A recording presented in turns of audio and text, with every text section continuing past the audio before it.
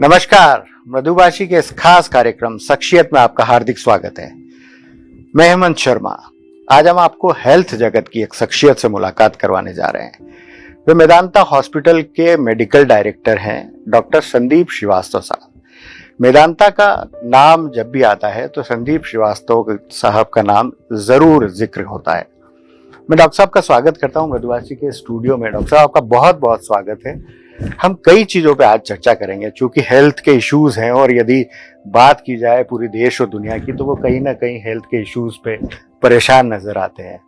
Heart specialist हैं आप, लगातार लोगों के स्वास्थ्य को लेकर चिंतित रहते हैं, लोगों का इलाज करते हैं और मेदांता से एक बेहतर स्वास्थ्य लेकर, एक बेहतर स्वास्थ्य से ठीक होकर आदमी घर की ओर जाता है। सर, मैं जानना चाहूंगा कि हृदय रोग की बात की जाए तो लगातार हम देख रहे हैं कि पिछले कई सालों से हृदय रोगी बढ़ते जा रहे हैं। उसका क्या कारण मानते हैं सर आप?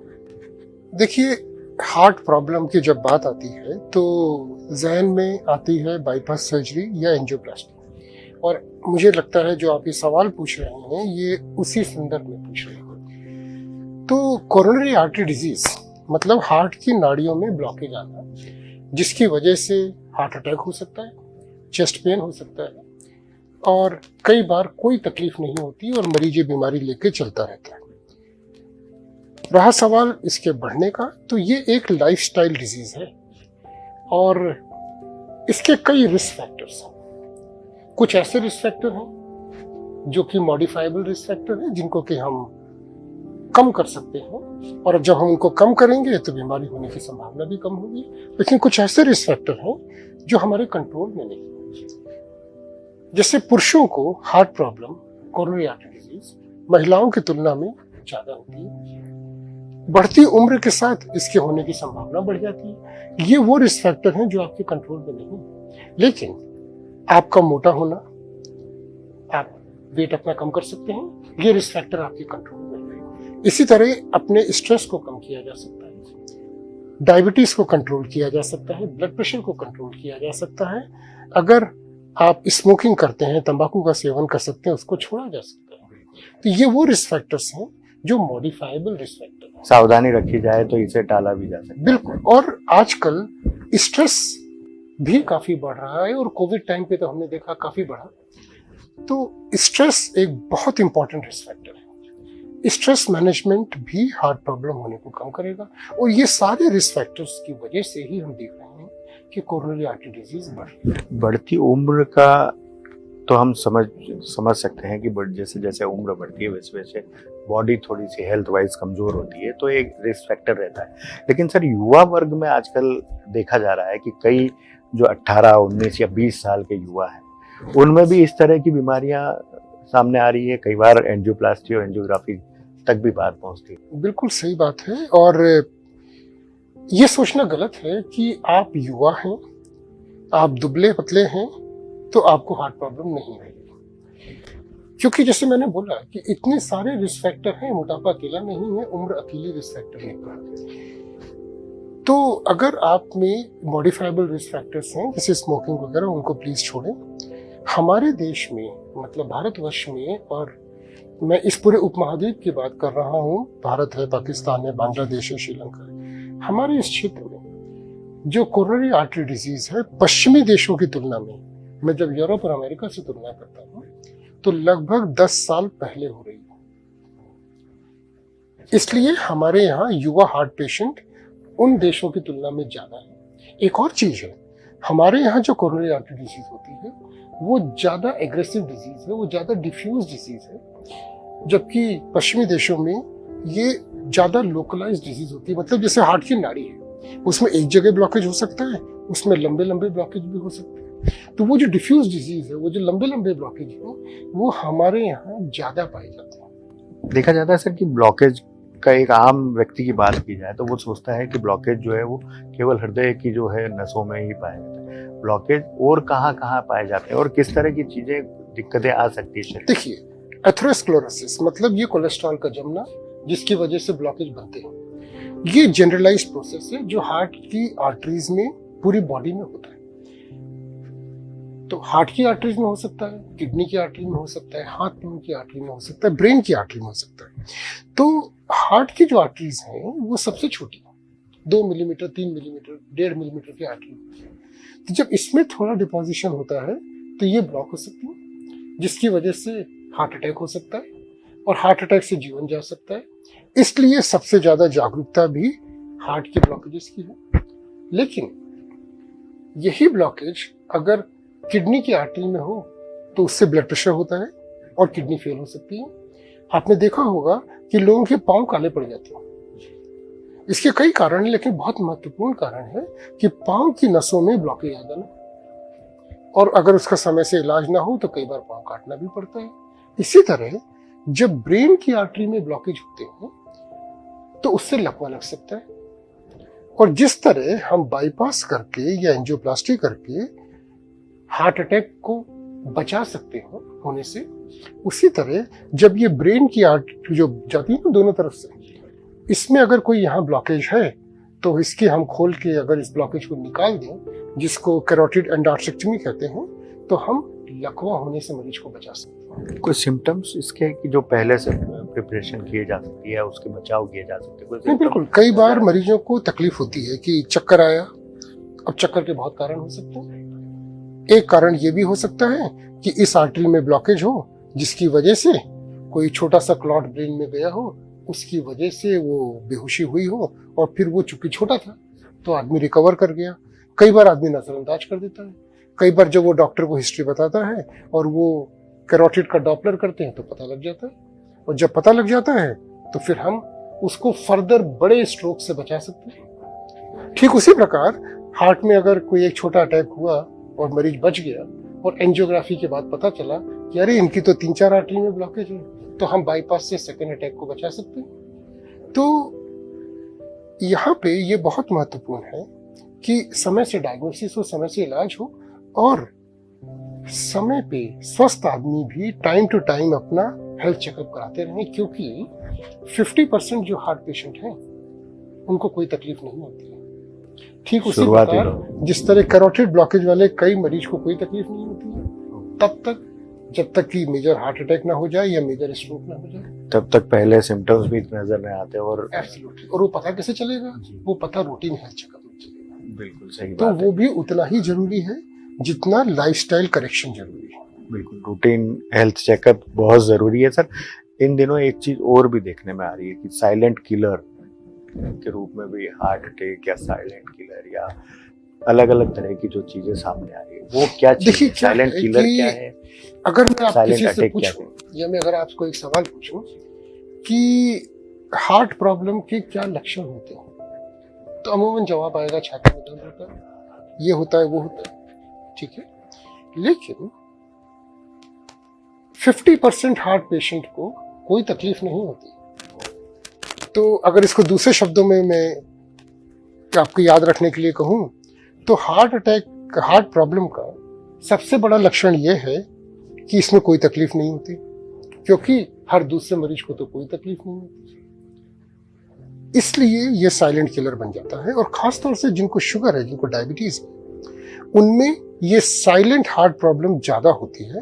और कई बार तो साइलेंट हार्ट अटैक भी होते हैं, मतलब हार्ट अटैक हुआ, हार्ट कमजोर हो गया, मरीज को पता ही नहीं।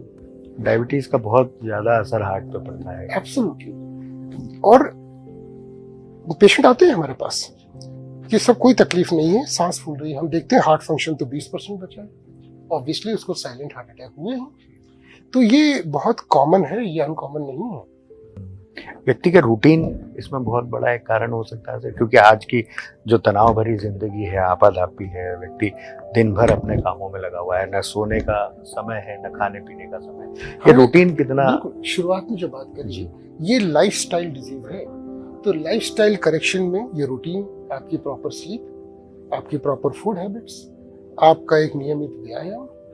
अभी आज ही न्यूज आई कि कर्नाटका के एक बड़े मशहूर एक्टर, उनको एक मेजर हार्ट अटैक हुआ। तो ये सारी सावधानियां रखते हुए भी प्रॉब्लम हो सकती है, लेकिन अगर हम लाइफस्टाइल पे ध्यान देंगे तो उसकी संभावना जरूर हम कम कर सकते हैं। एक संतुलित लाइफस्टाइल बहुत ज़रूरी है, चाहे व्यायाम हो, उठना हो, खाना पीना हो, ये सारी चीज़ों पर विशेष ध्यान रखा जाना ही चाहिए। इवन मेडिटेशन, बिल्कुल, बिकॉज उससे स्ट्रेस कम होता है। स्ट्रेस कम होता है। मेडिटेशन का स्ट्रेस भी बहुत बहुत बड़ा एक कारण आज के दौर में कहा जा सकता है। और यदि पिछले 2 सालों की बात की जाए सर, तो हम कोरोना के इस दौर में जी रहे हैं, जिसमें कहीं ना कहीं तनाव और ज़्यादा लोगों का बढ़ा ही है। अभी फिर चुनौती के रूप में कोरोना के केसेस हम लोगों के सामने हैं, जो बढ़ते हुए नजर आ रहे हैं सर। कोरोना में भी आप लोगों ने खूब काम किया और आप लोगों की टीम ने भी अलग अलग स्थानों पे भी लोगों को स्वस्थ करने का कार्य किया सर। हार्ट पे कितना असर कोरोना के मरीजों के बाद में देखने में आ रहा है? कोरोना के जो मरीज हैं उनका कोविड में हुआ क्या, जो लंग्स की जो आर्टरी होती है, छोटी छोटी ब्रांचेस होती है, उसमें क्लॉट बनते हैं, जिसकी वजह से ऑक्सीजन का जो एक्सचेंज है, जो एयर से ऑक्सीजन बॉडी लेती है, उसको कम हो जाती है, सैचुरेशन ड्रॉप हुआ और तकलीफें हुई लोगों को। कोविड में मोटे तौर पे यही होता है। तो एक तरह से अगर हम इसको समझें तो क्लॉट बनने की जो टेंडेंसी है लंग्स की आर्टरी में, उसकी वजह से कोविड में बहुत सारी प्रॉब्लम हो और भी चीजें हो, पर मोटे तौर पे हार्ट की आर्टरी में हार्ट अटैक कैसे होता है? धीरे धीरे कोलेस्ट्रॉल जमा, 60-70% ब्लॉकेज हुआ और आखिरी में एक क्लॉट बना, जिससे ये ब्लॉकेज अचानक 100% हो गया, तो इसके सप्लाई एरिया में डैमेज हो गया, यानी हार्ट अटैक हो गया। तो हार्ट अटैक भी एक क्लॉट वाली प्रॉब्लम हुई। तो जब कोविड में क्लॉट बनने की टेंडेंसी बढ़ती है, तो हार्ट अटैक होने की संभावनाएं भी बढ़ जाती हैं। और कोविड के बाद हमने देखा, कोविड के दौरान हमने देखा कि इस तरह की प्रॉब्लम लेके बहुत मरीज आए। दूसरी चीज, न सिर्फ हार्ट, हमने कोविड में मरीजों को ब्रेन की आर्टरी में कोई ऐसा ब्लॉकेज नहीं है, लेकिन क्लॉट बना और मरीज लकवा लेके आए, ये भी देखा है। एक बार फिर चुनौती के रूप में सामने सर अब केसेस बढ़ रहे हैं। क्या लगता है कि अभी क्या लहर के रूप में आने की संभावना है, या फिर है कि केरला में कुछ केसेस बढ़े? चिंता तो है, लेकिन मुझे ऐसा लगता है कि इंदौर में हमें शायद इसलिए बोल रहा हूँ कि कोविड एक नई बीमारी है, अभी भी दुनिया सीख रही है, शायद हमें उतना नुकसान ना हो, क्योंकि हमारे यहाँ वैक्सीनेशन बहुत जबरदस्त बहुत अच्छा हुआ है। 100% लगभग 100% के करीब हम पहुंच गए हैं। और हमने ये देखा सेकेंड वेव में कि जो लोग वैक्सीनेटेड थे, अगर उनको कोविड हुआ भी है तो उतना सीरियस नहीं हुआ, बहुत जाने बची उन लोगों की तुलना में जिन्हें वैक्सीन नहीं लग पाई। तो चूंकि हमारे प्रदेश में, हमारे इंदौर शहर में खास तौर से वैक्सीनेशन बहुत अच्छा हुआ है, तो अगर थर्ड वेव आती भी है तो शायद हम लकी रहेंगे, शायद उतना नुकसान ना हो, ऐसे मेरा मानना है। जरूर सर, यही सभी लोगों की दुआएं भी है कि उतना नुकसान ना हो यदि कोविड एक बार फिर लौट के आता भी है। लेकिन सर ये वायरस कहीं ना कहीं एक अलग अलग रूप में हम लोगों के सामने आ रहा है। अभी फिर हम नए वेरिएंट के बारे में सुन रहे हैं, क्या संभावना है? देखिए, कोविड ही नहीं, वायरस में म्यूटेशन होना और उसका पैटर्न चेंज होना, ये वायरस की प्रवृत्ति होती है। कोविड तो अभी आया, अब जैसे दूसरे वायरस की मैं चर्चा करूं, इन्फ्लुएंजा वायरस, फ्लू जिसको हम कहते हैं, कई दशकों से है, फ्लू की वैक्सीन भी है, लगती भी है, लेकिन कुछ समय बाद वो बेअसर हो जाती है और उसका बूस्टर लगाना पड़ता है। क्यों? क्योंकि फ्लू का वायरस भी हर साल उसमें कुछ परिवर्तन हो जाता है।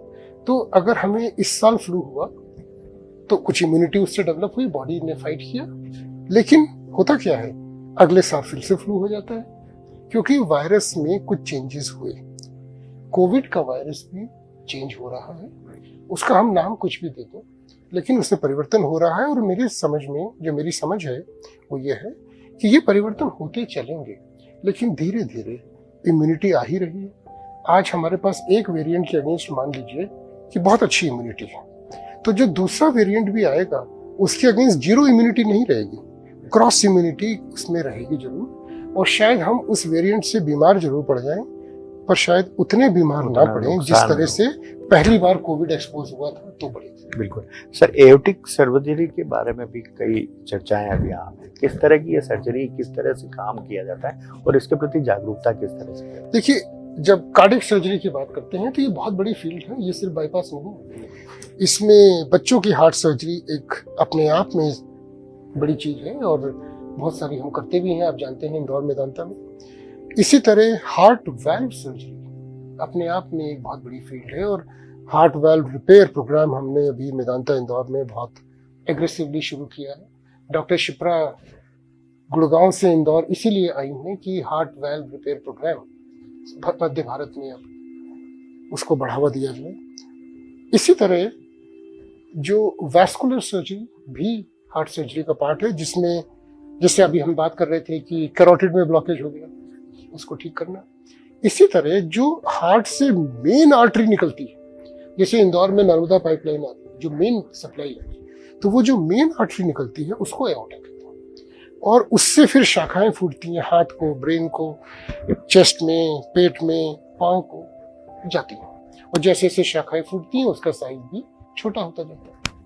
तो ये जो मेन आर्टरी है एओर्टा, इसकी सर्जरी को एओर्टिक सर्जरी कहते हैं और इसमें बहुत बीमारियां होती हैं, कई बार ये फूल जाती है, इसको एन्यूरिज्म कहते हैं। उसकी सर्जरी उसको ओपन टेक्निक से और कई बार तो हम एंजियोग्राफी के तरीके से जाके अंदर ही अंदर ग्राफ्ट लगा देते हैं, एन्यूरिज्म ठीक हो जाता है। एक बीमारी का मैं जिक्र करना चाहूंगा जिसको बोलते हैं एओर्टिक डिसेक्शन। इसके बारे में लोगों को पता होना चाहिए। हार्ट अटैक के बारे में सब जानते हैं, बिल्कुल हार्ट अटैक जैसा ही पेन होता है एओर्टिक डिसेक्शन में और ये ब्लड प्रेशर बढ़ने की वजह से अचानक हो जाता है। तो होता क्या है कि एओर्टा की जो दीवार है, जो वॉल है उस पाइप की, ये 3 लेयर से बनी हुई होती है। जैसे ये हमारे कमरे की दीवार है, 3 लेयर है, अंदर प्लास्टर है, बाहर प्लास्टर है, बीच में ईंट है। तो ये एओर्टा की दीवार भी 3 लेयर की है। अब ये कमरे की दीवार में बीच की लेयर सबसे मजबूत है आपकी ईंट की, लेकिन एओर्टा में उल्टा, इसमें बीच की लेयर सबसे कमजोर है। ठीक है, हाई ब्लड प्रेशर की वजह से कई बार अंदर की जो लेयर है उसमें कट आ जाता है। जब कट आएगा तो क्या होगा, ये ब्लड बीच की लेयर में गया और जब बीच की लेयर में जाता है तो सबसे कमजोर होने की वजह से ये फटती चली जाती है। अब हुआ क्या, ये ब्लड प्रेशर जो है ये सिर्फ एक बाहरी लेयर से टिका हुआ है और जब ये बाहरी लेयर में अगर फटना हुआ तो फिर ये पेशेंट अगर अस्पताल में भी हैं तो ऑपरेशन टेबल तक जाने का टाइम नहीं मिलता, घर से आना तो बहुत दूर की बात है। मैं आपको बताऊं, एओर्टिक डिसेक्शन में जो मृत्यु दर है वो 1% पर आवर, 1% प्रति घंटा है। काफी घातक है सर। एक दिन में लगभग चौथाई लोग खत्म हो जाते हैं, 4 दिन में तो ज्यादातर लोग खत्म हो जाते हैं। हार्ट अटैक में मृत्यु दर 20% है और एओर्टिक डिसेक्शन में क्लोज टू 100%। तो ये एक बहुत गंभीर बीमारी है और इसका जल्दी से जल्दी इलाज करना चाहिए और ये बड़े मेजर ऑपरेशन, किस तरह की जागरूकता है, जिसको बेंटाल ऑपरेशन कहते हैं, ये बड़े मेजर ऑपरेशन होते हैं जी। मेदांता की बात की जाए तो सर सुपर स्पेशलिटी हॉस्पिटल्स किस किस तरह के बेहतर इलाज यहाँ मेदांता में लोगों को? देखिए, मेदांता को शुरू हुए अब 7 साल हो गए और हमारी जो बेसिक स्ट्रेंथ है, जो हमारा एक्सीलेंस है, सब जानते हैं। एस्कॉट्स के जमाने से फिर मेदांता और फिर मेदांता के बाद इंदौर मेदांता। हमारी ताकत रही है कार्डियक साइंसेस और जब हमने इंदौर मेदांता शुरू किया तो कार्डियक साइंसेस ऑब्वियसली हमें लेके आए। तो cardiology, cardiac surgery, cardiac surgery में अगर मैं बात करूं तो हमने बहुत सारे नए स्टैंडर्ड सेट किए सेंट्रल इंडिया में। न सिर्फ पहला हार्ट ट्रांसप्लांट किया बल्कि बच्चों की हार्ट सर्जरी में एक ऑपरेशन होता है आर्टीरियल स्विच ऑपरेशन, जो लगभग 1 महीने की उम्र में किया जाता है। उससे ज्यादा समय में करने से देरी हो जाती है। हमने सक्सेसफुल आर्टीरियल स्विच किया, सक्सेसफुल फॉन्टान किए और ये सब प्रदेश में पहली बार किए। इसी तरह एक ऑपरेशन होता है जिसको कहते हैं 1.5 वेंट्रिकल रिपेयर। तो ऐसे बहुत सारी चीजें हैं। अभी हम बेंटाल की बात कर रहे थे, एओर्टिक आर्च रिप्लेसमेंट, एओर्टिक एन्यूरिज्म्स में, ascending aorta replacements, endovascular grafting. Endovascular में क्या करते हैं, पाँव के रास्ते से जाते हैं, अंदर ग्राफ्ट फिट कर देते हैं, तो कोई चीरफाड़ नहीं और एक बहुत बड़ी बीमारी का बड़ी आसानी से इलाज होता है। So we started that. हम एओर्टिक वाल्व को बिना ऑपरेशन के एंजियोग्राफी के तरीके से बैठाते हैं यहाँ पे, जिसको तावी कहते हैं। तो बहुत सारी नई नई चीज़ें, इसी प्रकार कार्डियोलॉजी में हमने बहुत सारी नई चीज़ें शुरू करी, AICD शुरू करी, एक CRTD शुरू करी, ये सब प्रदेश में पहली बार शुरू किया। तो कार्डियक साइंसेज में हम एक नया स्टैंडर्ड लेके आए। इसी प्रकार जो हमारी दूसरी स्ट्रेंथ है, जैसे न्यूरो साइंसेज हैं, उसमें हमने बहुत सारी चीज़ें यहाँ इंट्रोड्यूस करी। एक विश्वसनीय टीम भी आप लोगों के पास है, मेदांता के पास है, जिससे लोगों का विश्वास बना और मेदांता आज मेदांता बना है सर। जैसे जैसे सर मेडिकल हब बनता जा रहा है इंदौर, वैसे वैसे हाईटेक तरीके से इलाज हम लोग देखने में आ रहा है, सुनने में आ रहा है, और आप लोग कर भी रहे हैं। लेकिन जो मरीजों को जिसका फायदा मिला, इलाज में तो फायदा जरूर मिल ही रहा है, लेकिन हाईटेक होने के साथ साथ ही खर्च जरूर बढ़ते जा रहा है। तो कहाँ मेडिकल फील्ड में लोगों को राहत मिले, चाहे वो इलाज में हो चाहे वो खर्च में हो, वो कैसे संभव हो सकता है? देखिए, कुछ बातें मैं यहाँ पे कहना चाहता हूँ। ये बात सच है कि जैसे जैसे टेक्नोलॉजी में नई नई चीज़ें आती हैं, ये टेक्नोलॉजी सस्ती नहीं आती, क्योंकि ज़्यादातर ये रिसर्च एंड डेवलपमेंट पश्चिमी देशों से आ रहे हैं। हमारे देश में भी काम हो रहा है, लेकिन फिर भी ज़्यादातर अमेरिका से, जर्मनी से, इन देशों से आ रहे हैं। तो इम्पोर्टेड टेक्नोलॉजी होने की वजह से इसकी कॉस्ट बढ़ जाती है। लेकिन फिर भी आज भी हमारे देश में जो ट्रीटमेंट का स्टैंडर्ड है, अगर मैं बाईपास की बात करूं या वाल्व रिप्लेसमेंट की बात करूं या एंडोवास्कुलर की बात करूं, तो ये सब उस स्टैंडर्ड का होता है इंडिया में, जिस स्टैंडर्ड का अमेरिका में या यूके में या जर्मनी में होता है। तो वर्ल्ड क्लास ट्रीटमेंट इंडिया में अवेलेबल है, न सिर्फ महानगरों में बल्कि इंदौर में भी। और ये ट्रीटमेंट अगर मैं अमेरिका की बात करूं तो उनके यहाँ से लगभग 10% कॉस्ट में अवेलेबल है।